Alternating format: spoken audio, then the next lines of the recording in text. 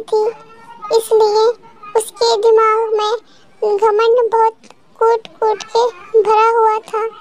वह बहुत घमंडी थी। वर्षा के साथ उसकी बेटी नैना भी रहा करती थी। नैना के बचपन में ही नैना के पिता ने वर्षा और नैना का साथ छोड़ दिया था, इसलिए वर्षा नैना से बेहद मोहब्बत करती थी। एक दिन की बात है, नैना की मुलाकात मोहित नाम के लड़के से हो जाती है।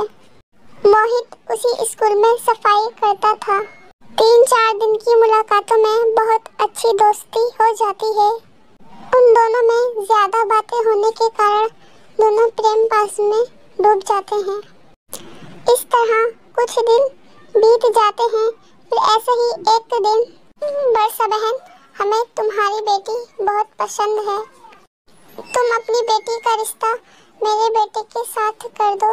हम बहुत जल्द ही तारीख निकलवा कर शादी करवा देंगे। नैना उनको बहुत पसंद आती है और नैना का रिश्ता पक्का करने के बाद वह चले जाते हैं। माँ, मैं अभी शादी नहीं करूँगी, मुझे आगे की पढ़ाई भी तो पढ़नी है। माँ जी, अभी तो मेरी उम्र भी बहुत छोटी है। माँ जी, मैं तो अभी बहुत आगे की पढ़ाई पढ़ना चाहती हूँ। मैं अपने जीवन में कुछ बनना चाहती हूँ। मेरी प्यारी बेटी, तुम आगे की पढ़ाई शादी के बाद कर लेना। मुझे तुम्हारी टेंशन लगी रहती है।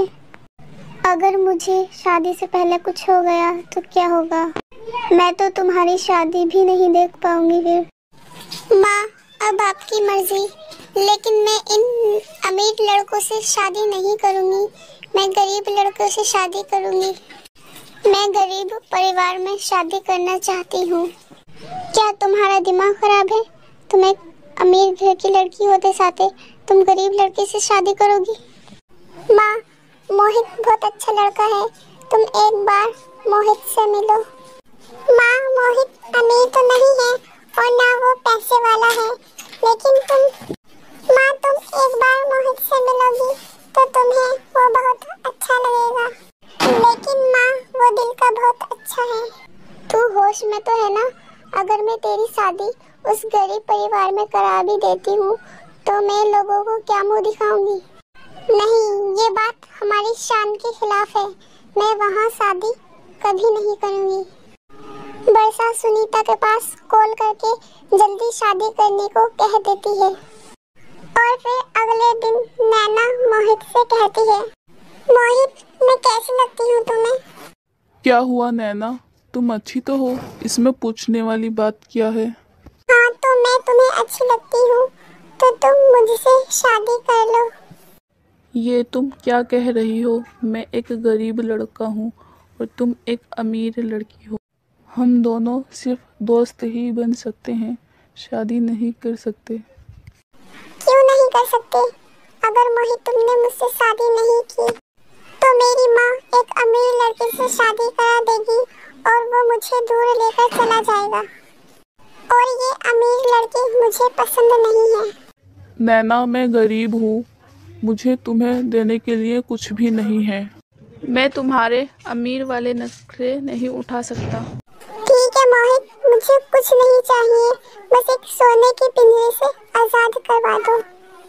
नैना की बात मोहित मान लेता है और वो दोनों शादी कर लेते हैं।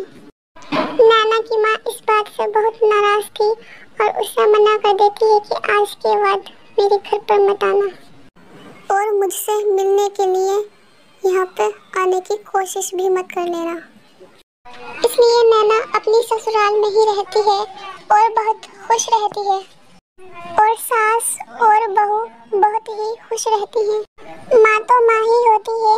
माँ को अपनी नैना की याद लगी रहती थी।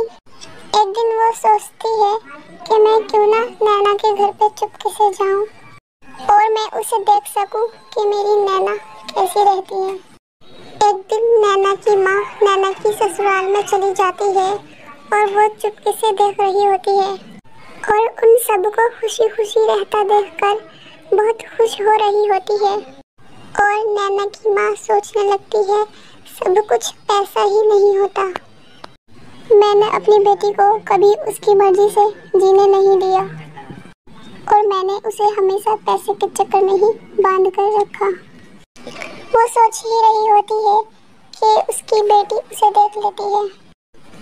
नैना अपनी माँ को अपने घर ले जाती है और खूब अच्छी करके खातिरदारी करती है और नैना की माँ ने अब नैना को माफ कर दिया था।